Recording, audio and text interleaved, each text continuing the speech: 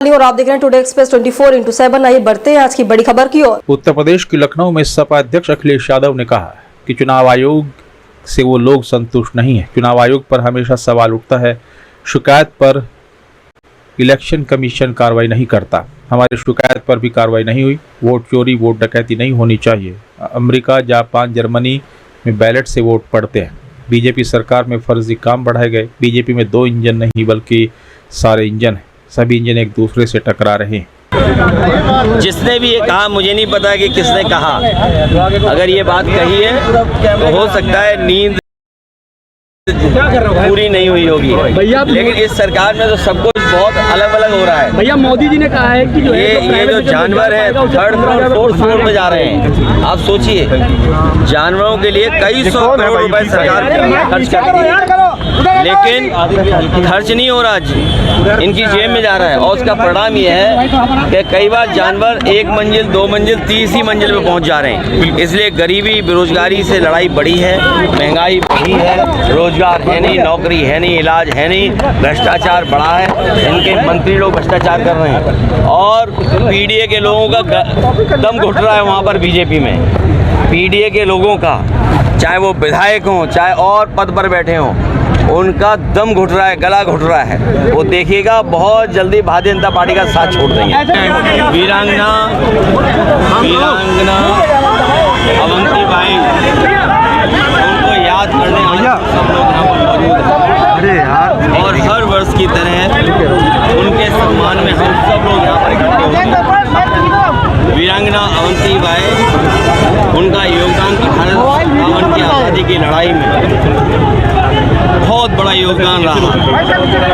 वीरांगना अवंती बाई और उस समय 1857 की लड़ाई अगर भारत जीत जाता और आज़ाद हो जाता तो आज भारत की तस्वीर कुछ और।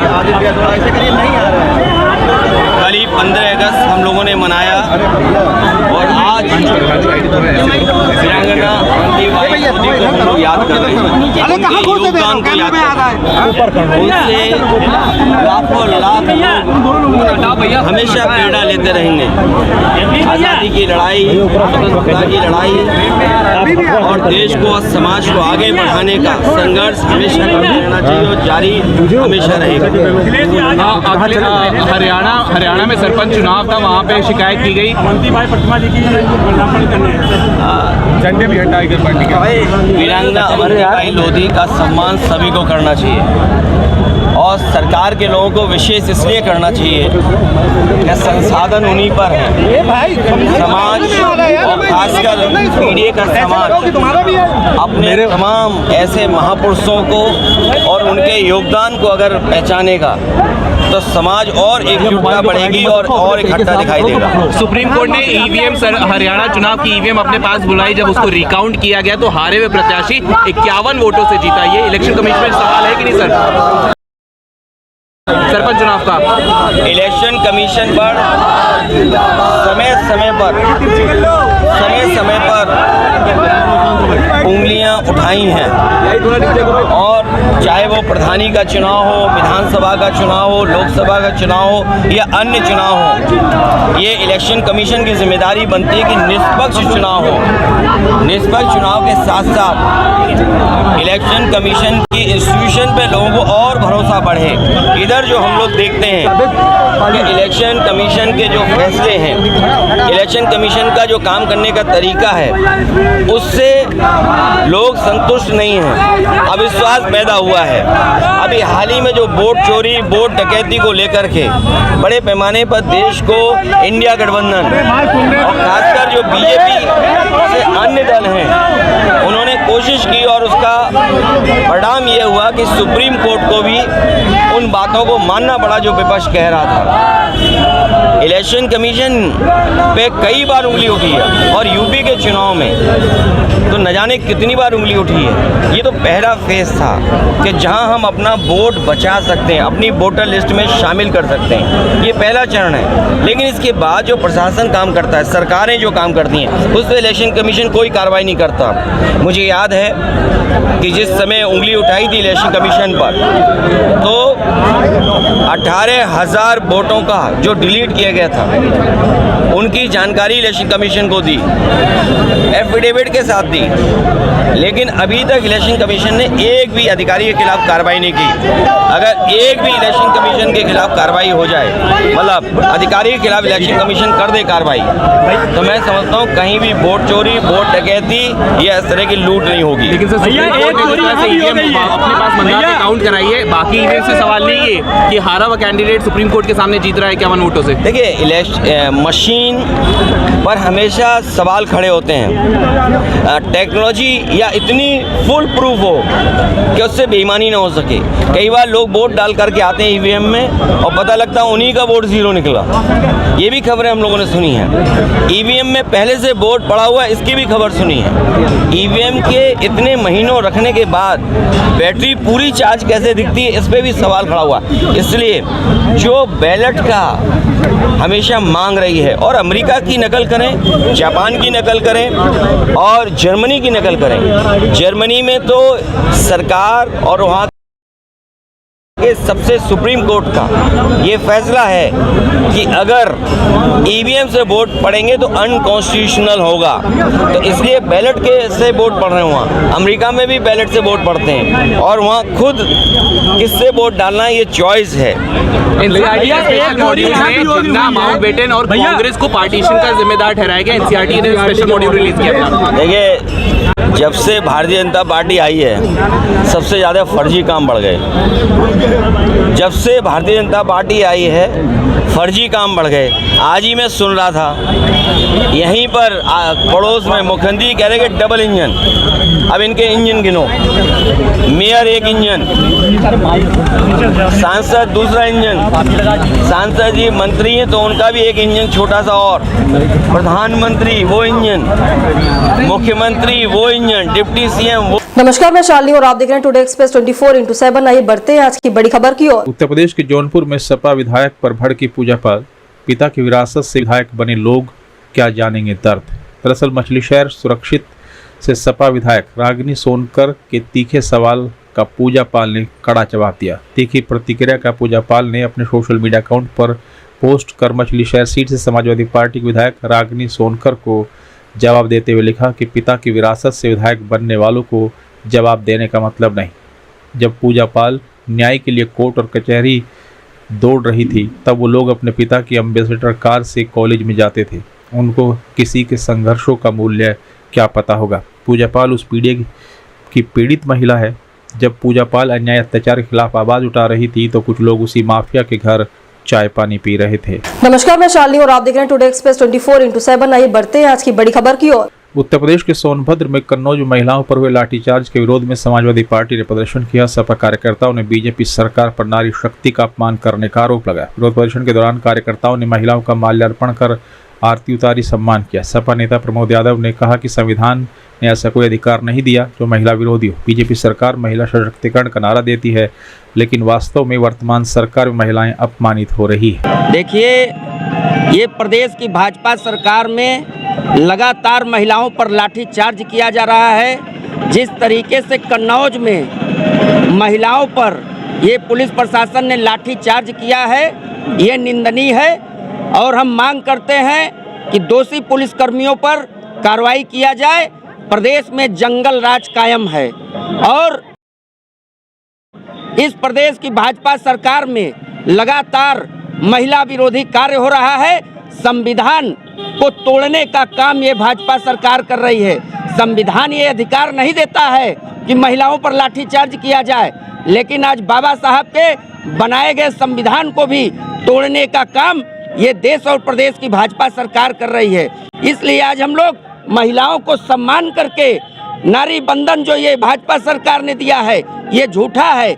महिला सशक्तिकरण की ये भाजपा सरकार बात करती है, लेकिन महिलाओं पर लाठीचार्ज किया जा रहा है। महिला अपराध बढ़ा है। सरकारी आंकड़ा अगर देखा जाए तो सबसे ज़्यादा उत्तर प्रदेश में महिलाओं का शोषण हुआ है, बलात्कार हुआ है। इसलिए आज हम लोग समाजवादी पार्टी कार्यकर्ता प्रदेश की भाजपा सरकार के विरोध में प्रदर्शन कर रहे हैं और दोषी पुलिसकर्मियों पर अगर कार्रवाई नहीं किया गया तो समाजवादी पार्टी के कार्यकर्ता बृहद आंदोलन करने के लिए बाध्य होंगे। नमस्कार, मैं शालिनी और आप देख रहे हैं टुडे एक्सप्रेस 24/7। आइए बढ़ते हैं आज की बड़ी खबर की ओर। उत्तर प्रदेश के बाराबंकी में सरयू नदी में घड़ियाल का आतंक गांव के जानवरों को अपना निशाना बना रहा है। बाढ़ के चलते सरयू नदी से बाहर निकलकर गांव के पास घड़ियाल आतंक मचा रहा है। घड़ियाल का जानवरों को निवाला बनाते लाइव वीडियो सोशल मीडिया पर वायरल हो गया। गाँव के अवधेश अवस्थी जब भैंस चराने गए थे तो उसने अपना शिकार बना लिया। जानवर चरा रहे 15 वर्षीय सुनील पर घड़ियाल ने हमला बोला, जिससे मासूम वहां से भाग निकला। बाद में घड़ियाल ने वहीं टहल रहे एक कुत्ते को अपना शिकार बनाया। ग्रामीणों ने वीडियो बनाकर वायरल कर दिया। लगातार बढ़ रहे घड़ियाल के हमले से ग्रामीणों में दहशत का माहौल है। नमस्कार, मैं शालिनी और आप देख रहे हैं टुडे एक्सप्रेस 24/7। आइए बढ़ते हैं आज की बड़ी खबर की ओर। उत्तर प्रदेश के चंदौली में सड़क पर जमकर हंगामा हुआ। थाने से महज कुछ ही मीटर दूर दो पक्षों में जमकर मारपीट हुई। बीच सड़क पर दो गुटों में होती रही मारपीट, लोग देखते रहे तमाशा। मारपीट का वीडियो सोशल मीडिया पर वायरल हो रहा है। अलीनगर थाना क्षेत्र के जीटी रोड स्थित अलीनगर कस्बे का यह मामला है।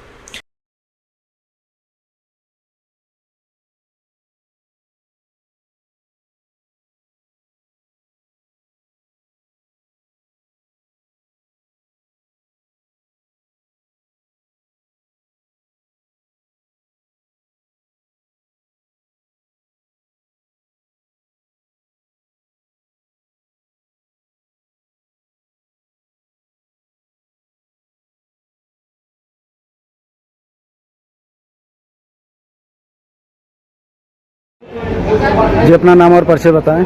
मेरा नाम अरशद है, मैं सफराबाद का रहने वाला हूँ, थाना मोगलसराय का है।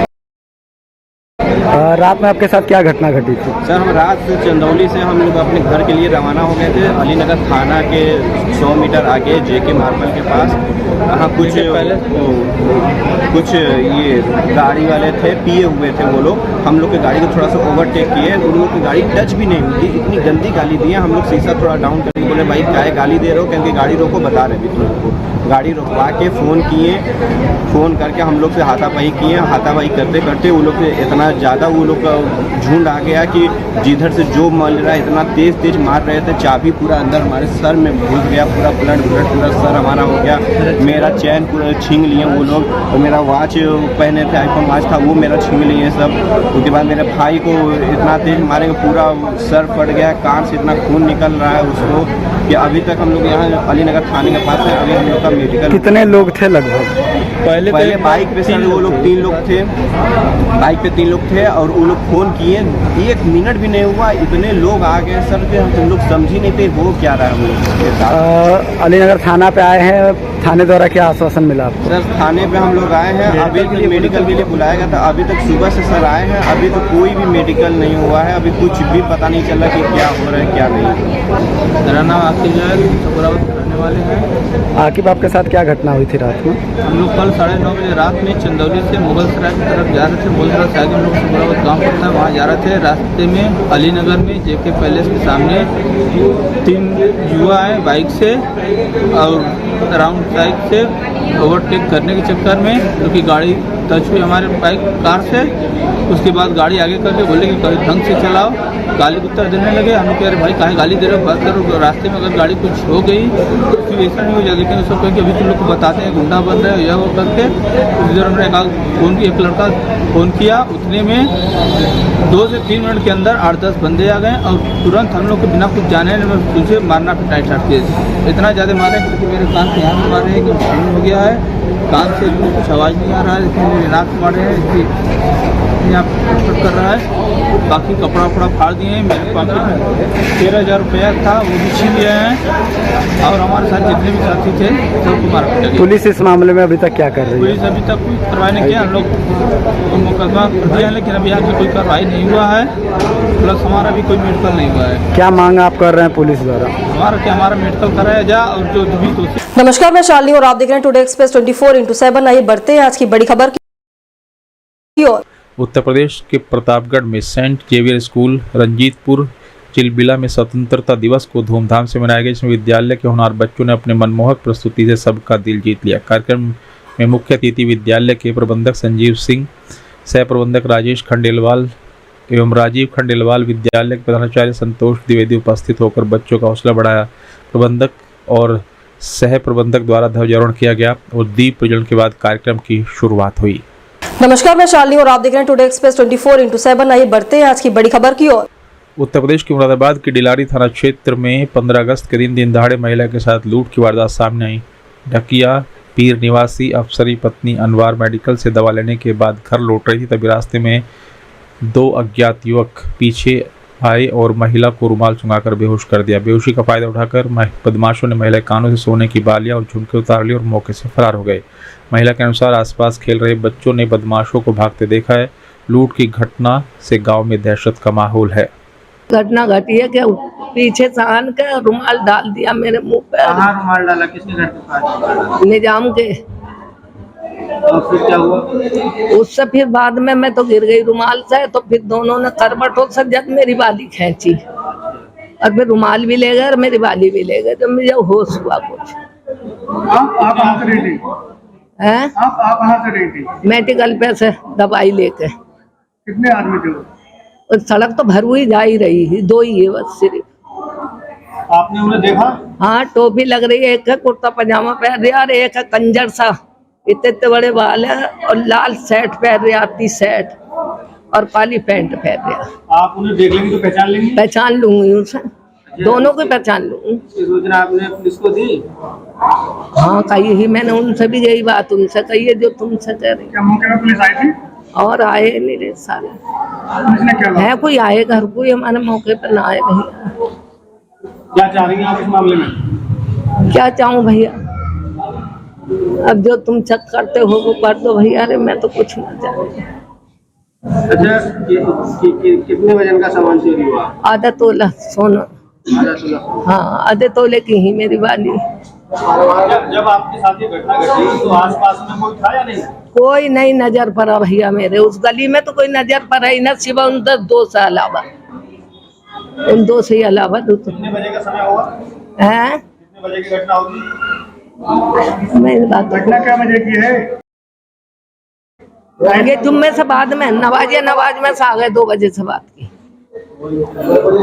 मैं नमाज पढ़ कर और जब मेडिकल पे को गई हूँ, वो सब वापसी लौटी आई हूँ। नमस्कार, मैं शालिनी और आप देख रहे हैं टुडे एक्सप्रेस 24/7। आइए बढ़ते हैं आज की बड़ी खबर की ओर। भारतीय जनता पार्टी जिला हरिद्वार कार्यालय पर जिला अध्यक्ष आशुतोष शर्मा के द्वारा झंडारोहण कर स्वतंत्रता दिवस मनाया गया। इस मौके पर जिला अध्यक्ष आशुतोष शर्मा ने कार्यकर्ताओं को संबोधित करते हुए कहा कि सबको जानकारी है कि देश के वीर बलिदानियों के बलिदान और तपस्या के बाद 15 अगस्त 1947 को आज़ादी मिली थी। इन्हीं बलिदानियों के बलिदान स्वरूप पूरा देश एक हुआ और शहीदों ने अपने प्राणों की आहुति देकर पूरे देश में आज़ादी की अलख जगाने का काम किया, जिसे देश को आज़ादी मिली। सभी स्वतंत्रता संग्राम सेनानियों को नमन करते हैं। इस मौके पर जिला अध्यक्ष संदीप गोयल, जिला महामंत्री आशु चौधरी, जिला उपाध्यक्ष लव शर्मा, नकली राम सैनी, मोहित वर्मा, रीता चमोली, रेणु शर्मा, रजनी वर्मा, मनु रावत, निपेंद्र चौधरी, विपिन शर्मा, ओपी सिंह, राजन मेहता, वरुण चौहान, नागेंद्र राणा, सतीश कुमार, वीरेंद्र कुमार, अरविंद कुशवाहा, वासु पराशर, अनुज त्यागी, संदीप शर्मा, कमल प्रधान, देवेश वर्मा, नीतीश वाले आदि मौजूद रहे।